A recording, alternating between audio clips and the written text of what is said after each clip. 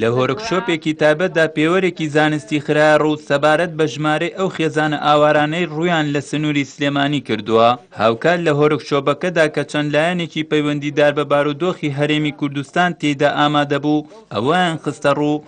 هاتنی ژمارەیەکی زۆر لە ئاوارەکان کاریگەری دەبێت لەسەر دانیشتوان و بە جۆرێک جگە لە قەیرانی دارایی ئەم ژمارە بەرچاوەی ئاوارەکان ئاسەنگ و بارگرانیان لە بەردەم خزمەتگوزاریەکان دروست کردووە. دوای ڕاپەڕینەکە تەبعاً کە دەرکەوت و زۆرترین نەبوونیەکان لە ئاستی عێراقا لەم پارێزگایە دەرکەوت کە لە 90 زیاتر بوون لەسەر لە هەموو ڕوویەکەوە دوای ئەوەی دروستبوونی حکوومەتی هەرێمی کوردستان و هەنگاونان بۆ ئاوەدانی و گەشەکردنی باری مرۆیی کۆمەڵایەتی ئابووری خێزانەکان توانرا لە ماوەی 10 ساڵی ڕابردووە کە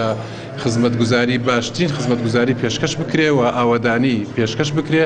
تا گەیشتنە ئەو مەرحەلەی کە لە توێژن و دراساتەکانمانە دەرئەکەوت کە بووین بە پێشکەوتترین پارێزگا تاکو ساڵی 2013 لەسەر ئاستی عێراق لە هەموو ڕێیەکەوە.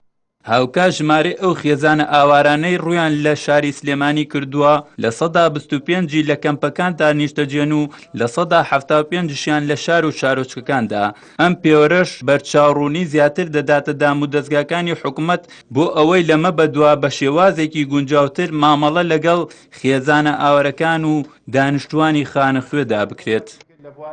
بەرنامەیەکی دارێ بەیەکەوە ڕێکخراوە نێودەوڵەتیەکان و حکوومەتیش بەیەکەوە یشکەن چۆن یارمەتی کۆمەلگای خانەخوێش بدرێ بە تایبەتی کە ئێمە